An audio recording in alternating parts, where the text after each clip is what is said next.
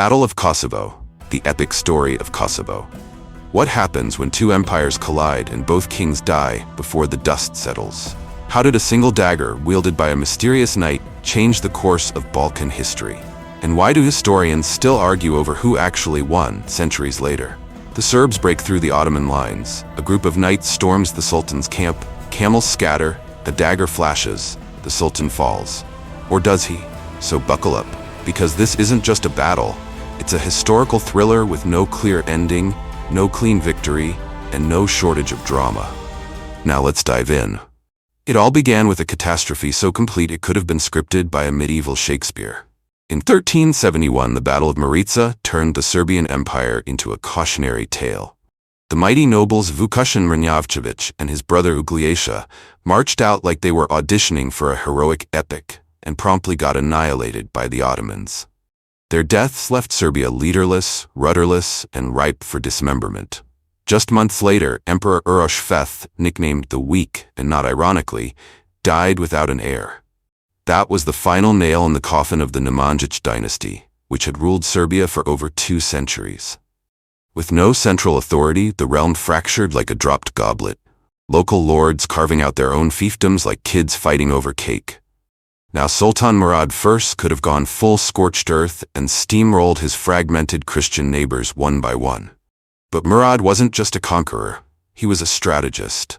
He knew that ruling a land full of resentful nobles was like juggling flaming swords while blindfolded. So instead of conquest, Murad played the long game. He offered peace in exchange for vassalship. The Dejanović family accepted, trading autonomy for survival. Bulgaria, teetering on the edge, followed suit. Even Byzantium, once the crown jewel of Christendom, could only cower behind Constantinople's walls. Further west, Prince Marko, son of the late Vukašin, tried to hold out, but after losing most of his army at Maritza, he couldn't stop neighboring nobles from nibbling away at his lands. Eventually, he too bent the knee to Murad. And just like that, the Sultan had turned the Balkans into a patchwork of obedient vassals, each paying tribute to fund his next campaign and build strongholds for the spread of Islam. While Murad was playing chess, Prince Lazar was playing Risk. Rising from the ashes of the Serbian Empire, Lazar consolidated power like a man possessed. His son-in-law Vuk Branković snatched Skopje from Prince Marko, and in 1373, Lazar teamed up with Ban Tvrtko of Bosnia and Hungarian noble Nicholas Garai to crush rival Prince Nikola Altamanović. Outnumbered and surrounded, Nikola's lands were carved up like a roast. By 1379, Lazar had taken Braničevo, boosting his tax base, manpower, and mineral wealth. With coin in his coffers and swords in his ranks, Lazar declared himself ruler of all Serbian lands. Meanwhile, Ban Tvrtko crowned himself king of Serbs and Bosnia in 1377, because why not? Ambition was contagious. Despite their overlapping claims, Lazar and Tvrtko remained allies, realpolitik over royal pride. They knew the real threat wasn't each other, it was the looming shadow of the Ottoman crescent. By 1380, Murad was done playing nice. Ottoman raiders began venturing into Christian lands, not to conquer, but to plunder, scout, and terrorize. Bulgaria bore the brunt, especially south of the Balkan mountains. In 1381, one Ottoman detachment got cocky and wandered into Lazar's territory. Big mistake. Lazar's voivodes crushed them at the Battle of Dubrovnica, sending a clear message. Serbia wasn't going down without a fight. But Murad wasn't deterred. In 1383, the Turks took Seres, and by 1385, they had Sofia. The road to Serbia was wide open.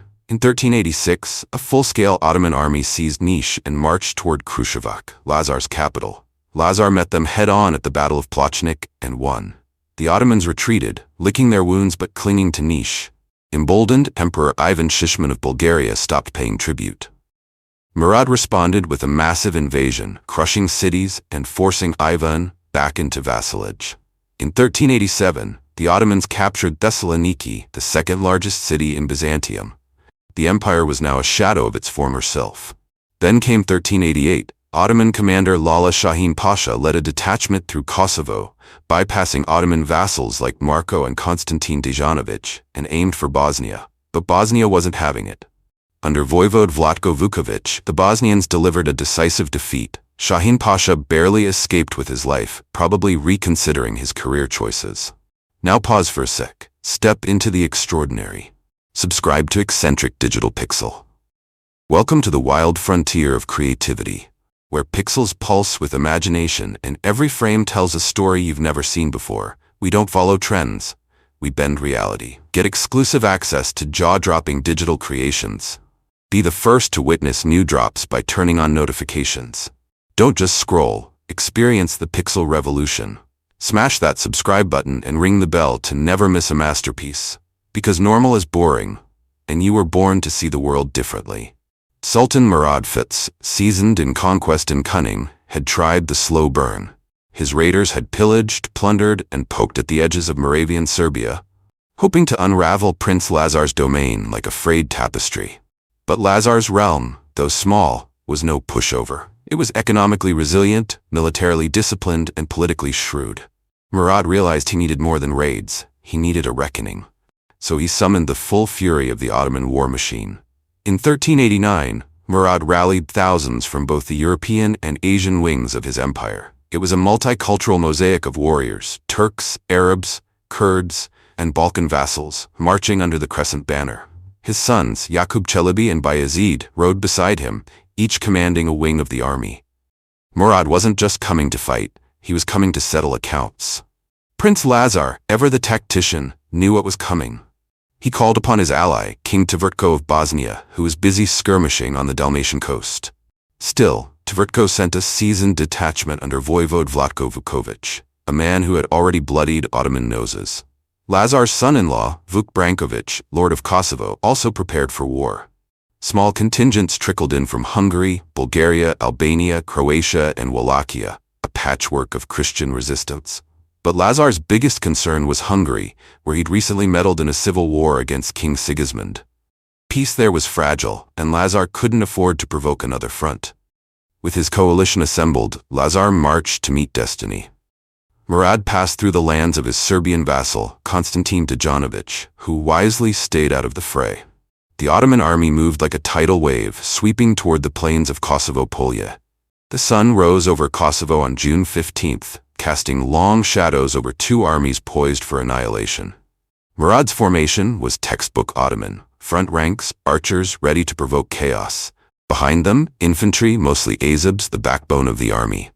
Further back, Akinji light cavalry and Sipahi heavy cavalry. Left wing, commanded by Yaqub Çelebi. Right wing, led by Bayezid, the future Thunderbolt center. Murad himself, surrounded by elite janissaries. Across the field, Lazar's army gleamed in steel and resolve. Front ranks, heavy cavalry, the pride of European warfare. Flanks, likely lighter cavalry units. Rear, infantry, sturdy and well-equipped. Center, Lazar himself. Left wing, Vlatko Vukovic. Right wing, Vuk Brankovic. Estimates vary, but the Ottomans likely fielded 30,000 troops, with a strong infantry corps. Lazar's force was smaller, around 20,000, but better equipped and more cohesive. Lazar's plan? Shock and awe.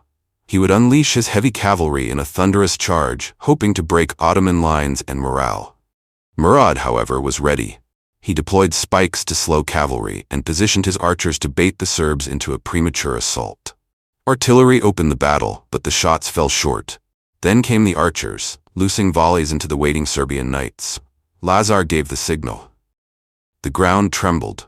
Thousands of armored horsemen surged forward, lances lowered, banners flying. Lazar rode with them, flanked by Vukovic and Brankovic. The charge hit like a battering ram.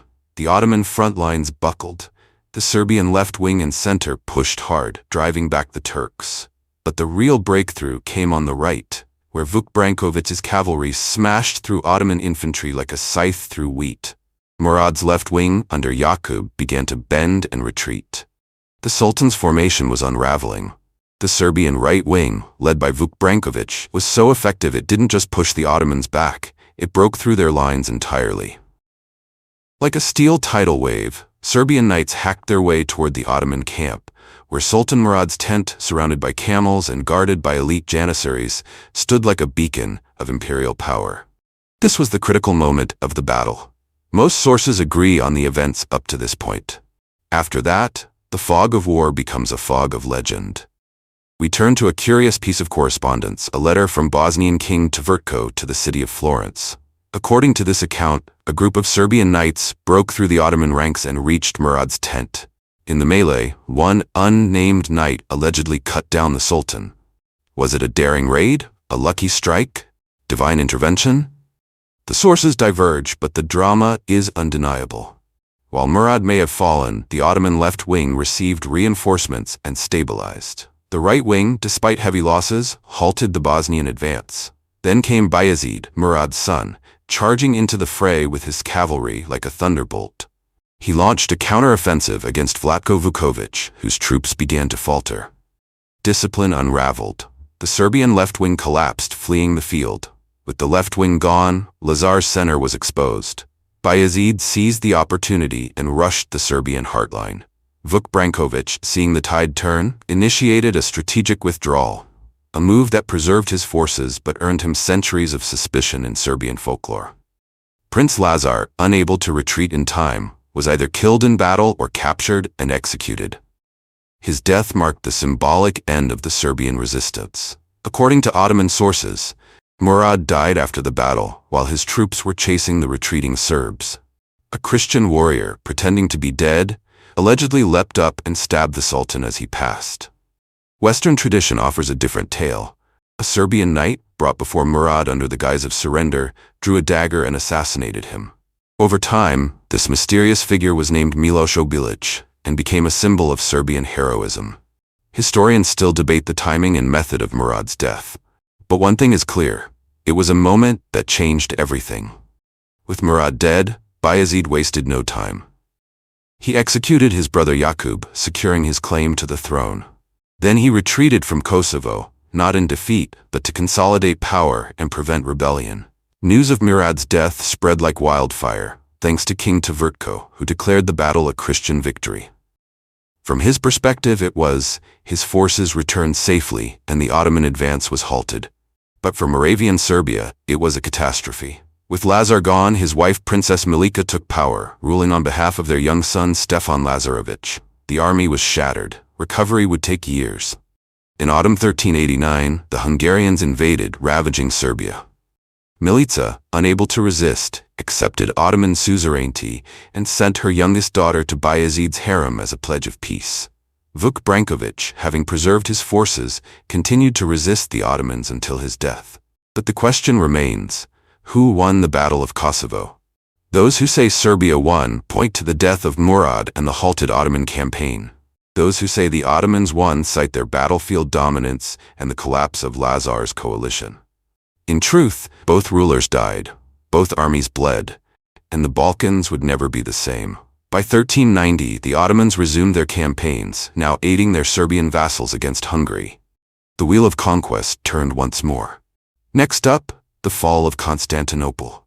If you've been gripped by this tale of daggers, dynasties, and battlefield drama, don't forget to follow us, subscribe, click the notification bell so you never miss another epic chapter in the saga of history's greatest conflicts.